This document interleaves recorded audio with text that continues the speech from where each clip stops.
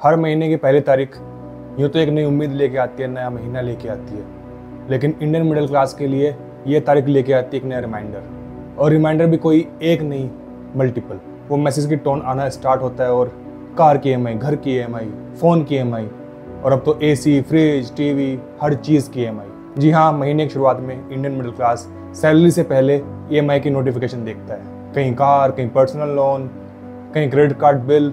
तो कुछ ऐसी हो गई है इंडियन मिडिल क्लास की ज़िंदगी। एक तरीके से बोले तो दोस्तों, ये इंडिया नहीं चल रहा है, इंडिया में सिर्फ EMI चल रही है। And welcome to this great Indian डेप्थ सर्कल, एक ऐसी कहानी जहाँ सपने बिकते हैं और ज़िंदगी EMI के उधार पे चलती है। चलिए सबसे पहले समझते हैं कि EMI है क्या। ऐसा फैंसी टर्म जो हर जगह सुनने को मिलता है, लेकिन उसको सबसे पहले सरल भाषा में समझते हैं। EMI का मतलब होता है इक्वेटेड मंथली इंस्टॉलमेंट, यानी कि हर महीने बराबर अमाउंट जाते रहेगा। But there is a catch कि आपने सामान जितने का लिया है, आप उससे बहुत ज़्यादा पे कर बैठते हैं। जिस चीज़ के लिए EMI ली गई है, उसकी नेट कॉस्ट आपको डबल या कई बार ट्रिपल तक भी पड़ जाती है। सपोज करिए कि आपने 10,000 का एक फ़ोन लिया, आपकी जेब में पैसे नहीं थे, लेकिन आपका मन किया कि मेरे दोस्त ने लिया तो मैं भी ले लेता हूँ। तो आप अमेज़ोन पे जाते हैं, वहाँ आपको मिलते हैं बहुत सारे लुभावने ऑफर। तो आप सिंपल सा लॉजिक लगाते हैं, थोड़ा सा अमाउंट देते हैं। सपोज आपने 2,000 दिया और आप क्या करते हैं कि आप 8,000 की EMI बनवा लेते हैं। अब क्या होता है कि अलग अलग बैंक अलग अलग रेट ऑफ इंटरेस्ट चार्ज करते हैं।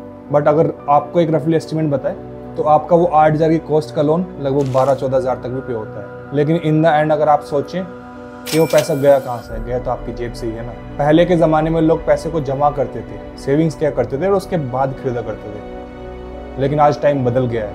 आज हर किसी को बहुत जल्दी है, कोई भी एक्स्ट्रा वेट करना नहीं चाहता है। एक ऐसी रेस लगी है कि हाँ, उसके पास आईफोन है तो मुझे भी आईफोन चाहिए, हाँ उसके पास गाड़ी है तो मुझे गाड़ी चाहिए और आज के आज चाहिए।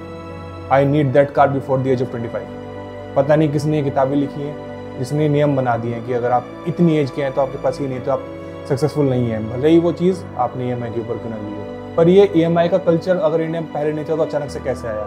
क्यों EMI का कल्चर इंडिया में एक्सप्लोर हुआ? इसके बहुत सारे कारण हैं, जैसे कि बहुत ही एग्रेसिव एडवर्टाइजिंग, ईजी क्रेडिट और एक्सपिरेशनल बाइंग, जिसका हमने अभी जिक्र किया। टीवी, AC, फ्रिज से लेकर फॉरेन वैकेशन तक सब कुछ EMI पे हो जाता है। जिन लोगों को चीज़ें डेटा की फॉर्म में समझ में आती हैं तो उनके लिए बताते हैं, उनके लिए बात करते हैं। RBI की 2023 की स्टडी कहती है इंडियन हाउस होल्ड्स का debt to income ratio more than 40% पहुंच चुका है। यानी कि अगर आप 1 लाख कमाते हैं तो on an average Indian middle class 40,000 से ऊपर खाली EMI या फिर किसी न किसी तरह के कर्ज में दे रहा है। इंडियन बैंक्स और NBFCs ने लगभग 10 लाख करोड़ का लोन पास किया है, and that too unsecured. Unsecured loan बोले तो जहां आपका कोई कोलेटरल नहीं होता, and majority of that loan went to Indian middle class. और fintech app, buy now pay later जैसी स्कीम्स ने तो लोन लेना इतना आसान कर दिया है, जैसे कि जोमेटो से खाना ऑर्डर करना। आपको सिर्फ कुछ मिनटें लगती हैं और अमाउंट आपके अकाउंट में आ जाता है। और ये सिर्फ किसी एक सोर्स से नहीं आता है, you have multiple source to claim that, and most of that is unsecured loan. आपको हर जगह क्रेडिट कार्ड के एडवर्टीजमेंट मिलते हैं। एक टाइम पे एक बंदा 4-4, 5-5 क्रेडिट कार्ड रखता है। मेरे खुद के ऐसे दोस्त हैं जिनके पास 10 से लेकर 15 तक क्रेडिट कार्ड है, वो सभी का यूज़ करते हैं। क्रेडिट कार्ड का एवरेज इंटरेस्ट इंडिया में 36% है। इवन जो हमारे पर्सनल लोन होते हैं वो भी 12 to 24% में मिलते हैं। All those are very high interest rates. लेकिन फिर भी लोग इतने बड़े बड़े लोन ले रहे हैं, फिर भी लोग इतने क्रेडिट कार्ड यूज़ कर रहे हैं। क्यों? क्योंकि इनको लगता है कि और कोई ऑप्शन ही नहीं है। हमारा household debt to GDP 2020 में था 35%, लेकिन 2025 में बढ़ के हो गया 43%। अगर डेट कंपोजिशन की बात बताएं तो लगभग 30% home loan, 10% vehicle loan and 60% are unsecured loans. Unsecured loans यानी कि आपके पर्सनल लोन, क्रेडिट कार्ड के लोन और सभी उस टाइप के लोन्स। ये तो हमने बात की उन लोगों की जिनको स्टैट्स समझ में आते हैं। अब आइए आपको एक ऐसा एग्जांपल लेके समझाते हैं जिससे आप और हम सभी रिलेट कर पाएंगे। आज के लिए हमारे एग्जाम्पल में आए हैं राजेश की इनकम है 1 लाख रुपये। एक अच्छी खासी वेल सेटल्ड जॉब करते हैं। घर में 5 लोग हैं, राजेश, उनकी पत्नी, उनके पेरेंट्स और एक बच्चा। अब राजेश जो है वो मुंबई में रहते हैं।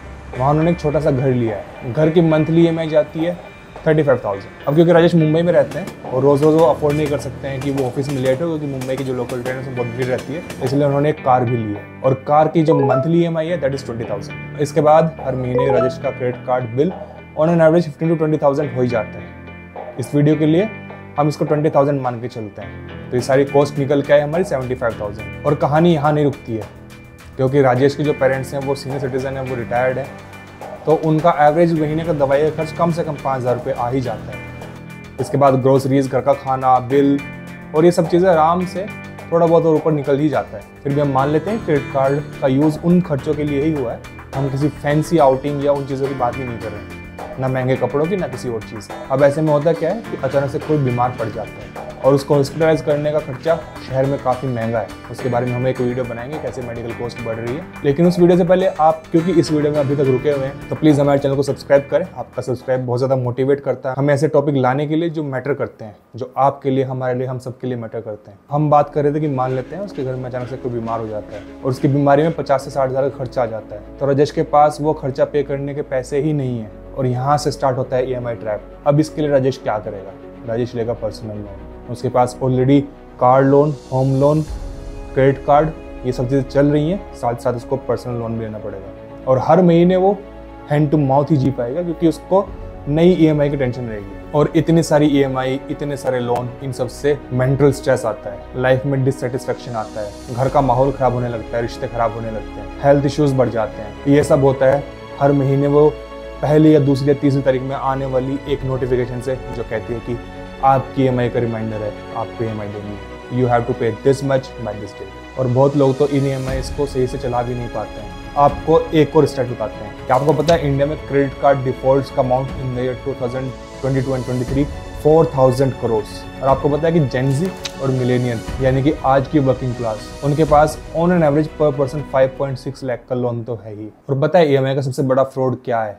इसका सबसे बड़ा फ्रॉड ये है कि आपको लगता है कि आप अफोर्ड कर पा रहे हैं, लेकिन असल में आप अपनी फ्यूचर की इनकम को आज का खर्चा बना रहे हैं। EMI का मतलब है पैसे ना होने के बावजूद भी खर्चे करते जाना और अपनी फ्यूचर की इनकम के ऊपर एक एक्स्ट्रा बर्डन बनाना। और जब इनकम स्टैग्नेंट हो जाती है, इन्फ्लेशन बढ़ जाती है या फिर कुछ इमरजेंसी आ जाती है, तो एक और लोन लेना पड़ता है। किस लिए? पुराने लोन को चुकाने के लिए। और फिर एक और फिर एक और ये कहानी चलती ही रहती है। This is why we are calling it the great Indian EMI trap. आज का मिडिल क्लास ना सेविंग कर पा रहा है, ना इन्वेस्टमेंट कर पा रहा है, और रिटायरमेंट प्लानिंग तो बहुत दूर की बात है, लोग अपनी डिग्निटी को भी सेव नहीं कर पा रहे हैं। गली मोहल्लों में आजकल हमें खबरें देखने को मिल जाती है कि फलाने के घर पे लोन रिकवरी वाले आए थे और उसके पास कुछ जवाब नहीं था। इंडिया की सेविंग परसेंटेज 15% से नीचे गिरते गिरते लगभग 10% पे आ गई है। 10% ऑफ GDP ओनली। अभी कुछ साल पहले ही हम लगभग 15% ऑफ आवर GDP अपनी सेविंग्स में रखते थे, लेकिन अब इट्स अराउंड 10%। और वो दिन दूर नहीं है कि हम 10% से भी नीचे आ जाएंगे और इंडिया अपनी GDP का 10% से भी कम सेव करेगा। सिंगल डिजिट सेविंग्स होंगी। लेकिन इन सबका जिम्मेदार कौन?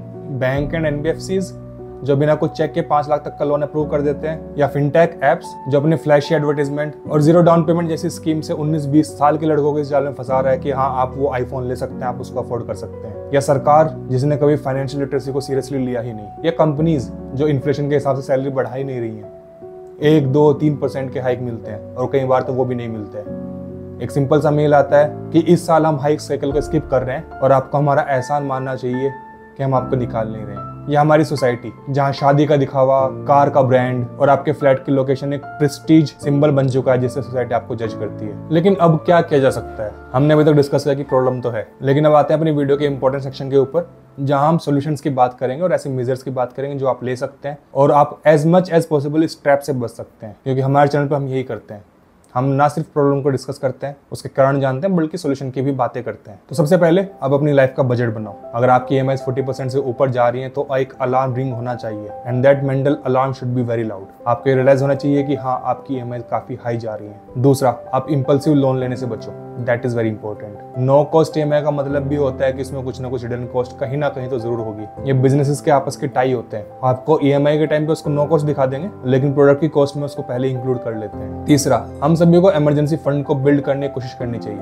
अगर सपोज करिए आपका महीने का खर्चा है 25,000 रुपए, तो आपके पास कम से कम 6 महीने का इमरजेंसी फंड होना चाहिए। नंबर 4, फाइनेंशियल लिटरेसी को अपना मिशन बनाओ। घर में, ऑफिस में, कहीं भी पैसे की एजुकेशन सबसे इंपॉर्टेंट है, तो आप फाइनेंशियल बातों के ऊपर डिस्कस करें, अपने दोस्तों में डिस्कस करें, अपने परिवार से डिस्कस करें, खुद भी समझदार बने और अपने सर्कल को भी समझदार बनाएं। एंड फाइनली नंबर 5, सरकार से डिमांड करें कि वो इन फिनटेक ऐप के ऊपर कुछ रेगुलेशन लेके आए। इनको रेगुलेट करना बहुत ज्यादा जरूरी है क्योंकि ये ऐसे ल्यूक्रेटिव ऐड देते हैं कि आम इंसान उनमें फंस जाता है। मिडिल क्लास का असली क्राइसिस ये नहीं है कि उनके पास पैसे नहीं है, उनका असली क्राइसिस है कि जो इनकम है वो उस स्पीड से बढ़ी नहीं है, लेकिन खर्चे बहुत तेजी से बढ़ गए हैं। खर्चे फरारी की स्पीड से चल रहे हैं और इनकम ई रिक्शा की स्पीड से आगे दौड़ रही है। तो इसलिए Indian middle class cope up नहीं कर पा रहा है और उसको EMI का और लोन्स का सहारा लेना पड़ रहा है। हमारे भारत की इकोनॉमी तब बढ़ेगी जब हमारा मिडिल क्लास बढ़ेगा। हालांकि हम जीडीपी रैंकिंग में काफी ऊपर आ गए हैं और हम बड़े बड़े क्लेम करते हैं हम थर्ड फोर्थ हो गए, हम हो सकता है फर्स्ट या सेकंड आ जाए, लेकिन एक चीज ध्यान देने वाली है कि वो जो आंकड़े हैं उसमें सब लोग कलेक्टिवली इंक्लूड होते हैं। तो अगर आप स्टैट उठा के देखें, हम ऊपर बढ़े हैं लेकिन उसमें टॉप 1% का बहुत ज्यादा हाथ है। मेजोरिटी ऑफ इंडिया इतना ज्यादा ऊपर नहीं बढ़ा है। तो इसलिए जरूरी है कि इंडियन मिडिल क्लास भी अच्छा करे और वो कर्जे में डूबा ना रहे, तभी हमारी इकोनॉमी अच्छा परफॉर्म करेगी। आज आप अपने खर्चे को कंट्रोल करो,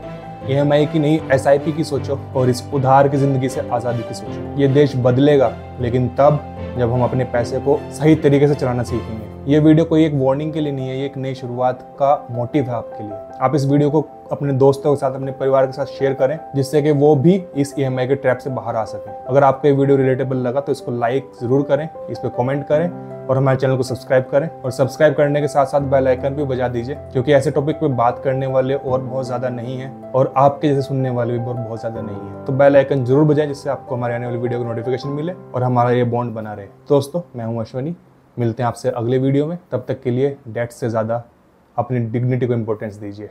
जय हिंद।